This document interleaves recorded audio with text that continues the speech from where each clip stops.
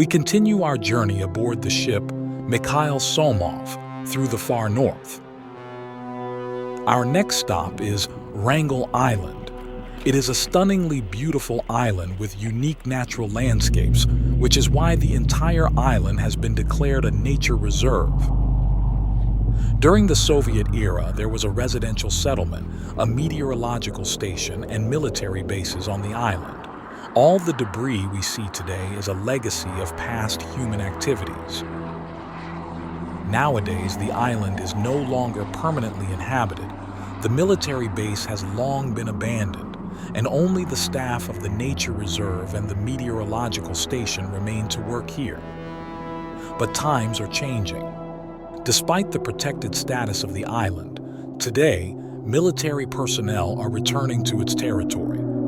This is not a positive development.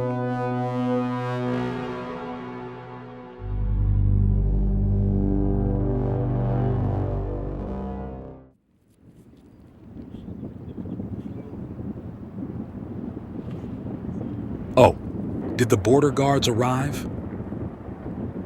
Doesn't look like it. They have a new weapon in their hand, something I haven't seen before. But there's a dog with them, so they must be border guards. It's been a long time since they were here. But why isn't the soldier in military uniform? Strange. What, are you scared? What did they forget here? Why did they come? And who are you? What rank are you in? I was sleeping and I'll continue to sleep. I don't need your preaching. You're making noise here.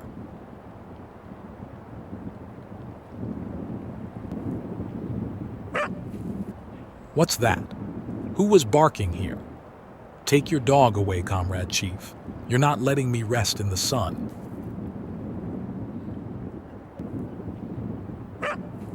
Yes, what will you do? Some impudent guests. We should head back to the sea. But I'm not a believer, and you keep talking about God.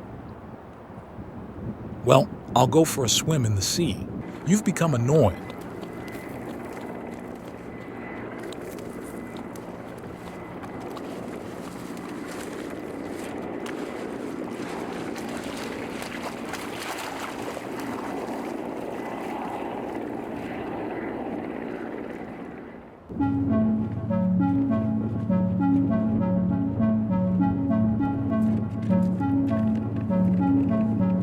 Today, the presence of clergy in all aspects of our lives no longer surprises us. Well, it's always been the case in the Russian government that priests are present, and one can understand such a phenomenon. After all, rulers need to atone for their sins. But here in nature, where entirely different laws govern, waving the censer only brings a smile. Maybe I'm mistaken, and for some, it genuinely warms the soul and gives them strength because life in the Arctic is no walk in the park. As for this father, he's a friendly guy and doesn't shy away from public service. He likes the North, enjoys traveling. So why not combine his pleasant hobby with his service? Life for priests isn't a piece of cake either. They have to not only look out for their own interests, but also appease their superiors.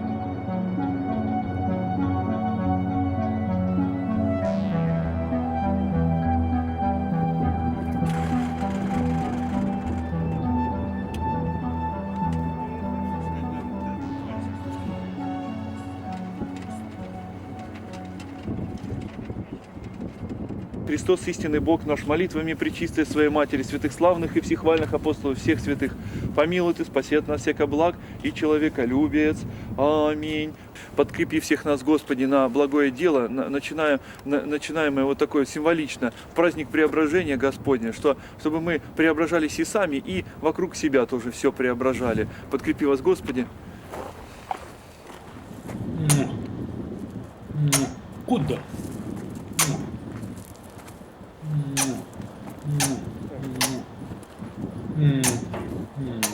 Imagine if you had the opportunity to go to a supermarket just once and buy groceries for an entire year. What would you buy first? Pasta, grains, sunflower oil, sugar, salt.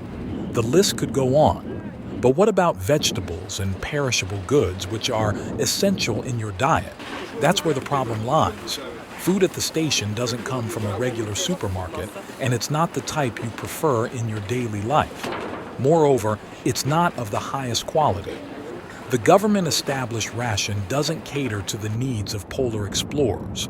It's primarily driven by commercial interests. In Russia, a system of state procurement through competitive bidding has been introduced. The one who offers the lowest price gets the contract for supplying food. Now you understand the quality of the food that is being delivered to polar stations. However, these people love their work and will always appreciate a smile and attention from the mainland. So, if you're lucky enough to visit the far north, bring the polar explorers a box of oranges or lemons, not just prayers. Наследие прошлого. Это то, что осталось от базы ПВО, радиолокационной станции, которая была на острове, функционировала на мысе Гавайи и была удалена отсюда в 1992 году.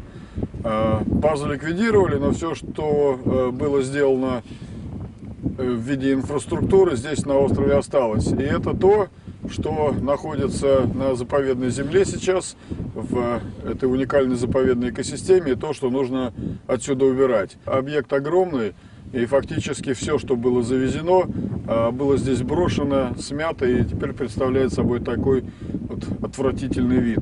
Я думаю, что это надо показывать всем, вот всю эту жуть, которая оставлена на месте этой базы ПВО, для того, чтобы люди понимали, что наша цивилизация делает с планетой и как она ее загрязняет.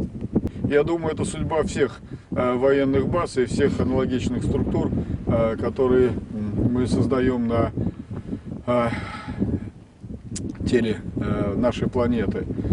Значит, но сейчас работа, очевидно, что эта работа будет проводиться не один год, потому что за один год в таком объеме это не уберешь. Я думаю, что это работа на много лет для того, чтобы очистить теперь Арктику, очистить остров Врангель от этого мусора и привести его в то естественное состояние, в котором он был. К счастью для острова, этот объект локализован. Здесь вот такие руины, ну, на мысе Гавайи, вот на базе ПВО, это самые крупные загрязнения. Оно очень масштабно, здесь очень много бочек, но так по предварительной оценке не меньше 50 тысяч. При этом есть кирпичные конструкции, есть бетонные конструкции, есть емкости для хранения ГСМ, есть крупный металлолом, механические приспособления, которые все нужно отсюда убирать. И сейчас эта работа только начата, работа по очистке острова Врангеля от мусора, оставленного предшествующим периодом. И это длительная работа, которая, очевидно, будет проводиться не один год, потому что для того, чтобы убрать все это, теперь нужно и ресурсы, и время. Сейчас проводится, наземная группа работает для того, чтобы собрать пробы, оценить масштаб загрязнений, и это, собственно, предварительный этап. Основные работы будут начаты после него. You might think it's straightforward. Bring fuel barrels, take the empty ones back. However, in the past, in a well-off country, barrels were produced diligently, which led to the accumulation of dangerous waste throughout the north. Now, empty barrels are being collected, which is encouraging. The key is for other visitors to the north, especially the military, to follow suit.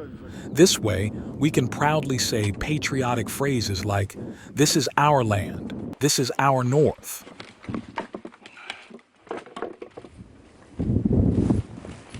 О, это склад. Это склад, где хранили рыбу. Рыбой кормили солдат. А база была оставлена в 92 году. И с тех пор, не то что попахивает, оно воняет. С тех пор, до сих пор медведи эту рыбу не съели. О чем это говорит? Что даже медведи голодные избегают посещать всю эту жуть, развалины. И что это рыба, которую кормили солдат. И даже голодные медведи ее есть не стали. Интересно.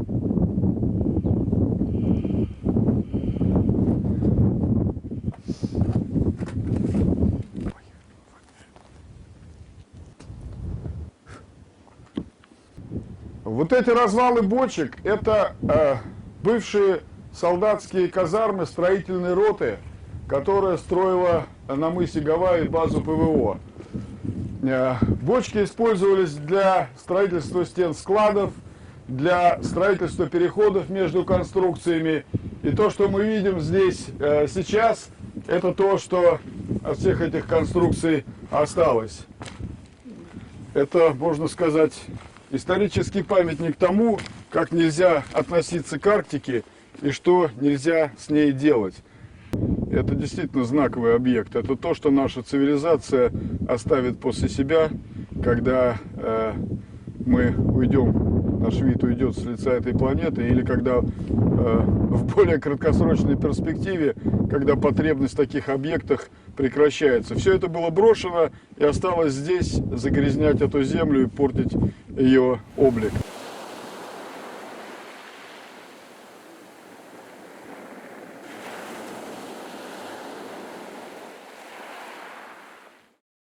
Tixi is a small northern settlement where streets are named after people while they're still alive.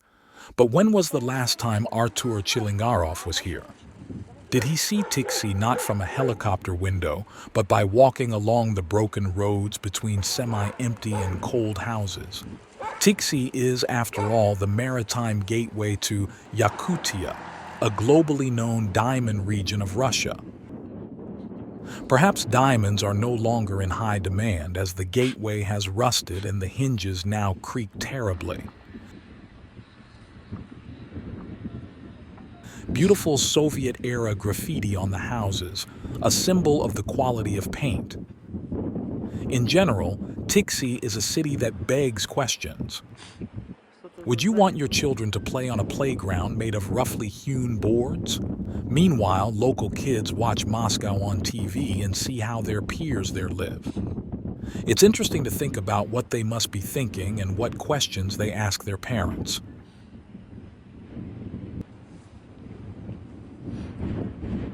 Would you like to buy a high-terrain stroller for your baby, something akin to a tank? Our people are truly resilient and resourceful. Tixi is not the only settlement in the far north. This scene is everywhere. You can't help but wonder, why is it this way? Maybe the servants of the Lord know the answer. Even here, amid the ruins, their presence is hard to miss. Everything seems golden and shiny within the church. But as you step out into the light, the colors fade, and the world takes on different contours. I believe they don't know the answer either. They just obscure people's vision with their sermons. There are many desolate islands scattered throughout the north. In Soviet times, many of them had research stations.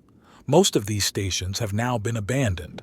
Chaos and desolation reign supreme. I call these islands, the ones with such stations, skeleton islands in my mind. If you look from the side at the partially ruined houses, they are indeed the true skeletons of deceased structures. The scene is the same everywhere. Barrels, trash, the remains of cars and tractors, and the smell of diesel fuel. Glass windows are shattered, doors have been torn off, and everything is scattered. Who could have done this? No one but a human could commit such acts. Yet people come here because they love the North, and it should be interesting to them. So why destroy everything? I can't understand it. Please don't blame bears and time for the destruction. It's not that bears broke and scattered everything and time hasn't been kind. That's how these skeleton islands appear in the Arctic.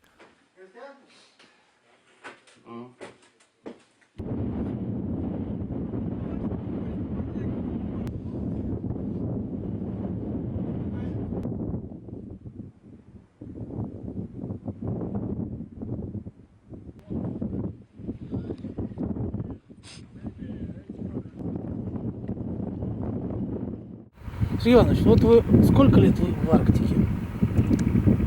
Затрудняюсь сказать. Ну, достаточно давно, чтобы скрывать это. Как женщина, знаете, определенного возраста. А здесь сколько? Ну, скажем, 20 больших. Вот 20 лет Побольше чуть-чуть. именно на острове? Да. Да. Как вы эти годы, вот, ну, вот можете характеризовать, вот, какие они были? Эти 20 долгих или наоборот, как один день пролетел? Нет, как стрела пролетела довольно быстро. Время здесь вообще течет очень быстро. Месяца не успеваешь просто переворачивать календарь. Ну что? Честное слово. Да это все тут, по-моему, под этим впечатлением живут. Кажется, вчера вот полгода нужно было ждать. Девочка у нас в отпуск должна была уехать год назад, но не случилось, что называется. И год пролетел так, что она... Представляешь, такая задержка в год для нормального человека? Ну, на вокзале, да? Самолет не летит, уже драма. А вот год смогла и без слезинки, без стресса, без ничего. Скажем, о Советском Союзе многое что говорят о том времени, но, скажем, в тот период, даже в самые непростые годы, это конец 80-х, начало 90-х, регулярно летали вертолеты сюда, и никакой оторванности, скажем, не было такой. То есть прессу получали регулярно, газеты, сами могли уехать довольно, там, когда нужно, в общем. Ну, месячная задержка не считалась большой задержкой. Сейчас, конечно, вот раз в год вся возможность. Мы живем без интернета. Вот оторванность даже в некоторых вот средствах... People talk a lot about the times of the Soviet Union. In the 1980s, helicopters regularly flew here, and we received mail, fresh newspapers, and groceries. We could leave whenever we wanted. There was no sense of being cut off from the big land. Now we can only leave once a year, and that's if the ice conditions are favorable. We live without the internet, with only radio communication and a satellite phone. Here's what the mass media say about our lives, the primitiveness of our existence. 7 years ago, a correspondent asked me if I felt like the last citizen of the USSR. At the time, I said no, I didn't feel that way. But now, I understand that it was a frivolous question.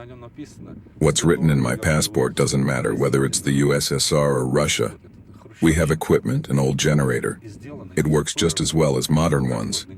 And on its casing, it says it was made at the Volga factory of the People's Commissariat of Heavy Industry from the early 1960s. How can you not respect such history? So I wouldn't distinguish between the USSR and Russia. It's too formal and only matters for foreign passports. Over there on the hill, they've unloaded new modules for a future building that's supposed to have everything for a supposedly comfortable life. The construction takes into account a completely new approach to organizing our life in the polar region. It's designed to provide maximum comfort, which is necessary here. We'll see how the designers have fared over time.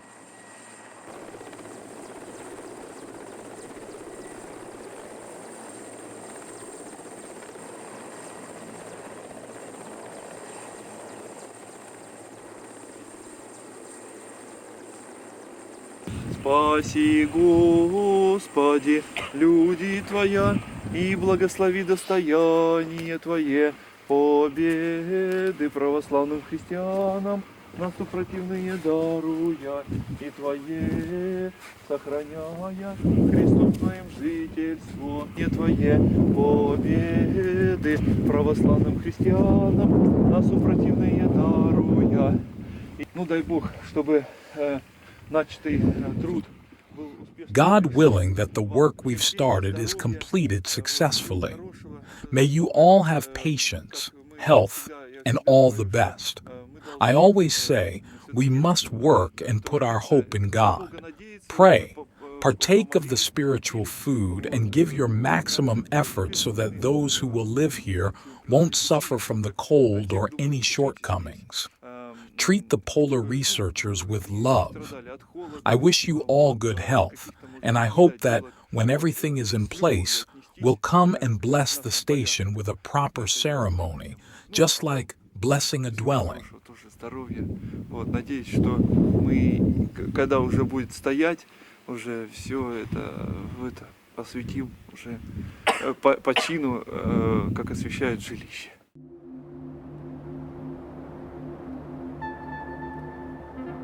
Eight years later, in 2019, I had the opportunity to visit Visa Station. I didn't ask the station manager whether the priest came to bless the station with a proper ceremony. It was evident that they'd already wiped their noses and built the station, but the mess was still the same as it was 8 years ago. How can anyone work and live in such an environment? Everywhere you look, there are barrels, trash, iron skeletons, and the smell of kerosene. I don't believe the station manager's words that time passes like an arrow in such surroundings. Next to the station, there was a Soviet Air Defense Force base until the 1990s, and the mess there is even worse. I don't know if Visa Island is included in the Arctic cleanup project. I'd like to believe it is. But every time I hear the word V's, I remember my visit to the island with a bitter taste in my mouth and mentally count those barrels of waste that end up in the ocean every year, polluting our nature, our land, our far north.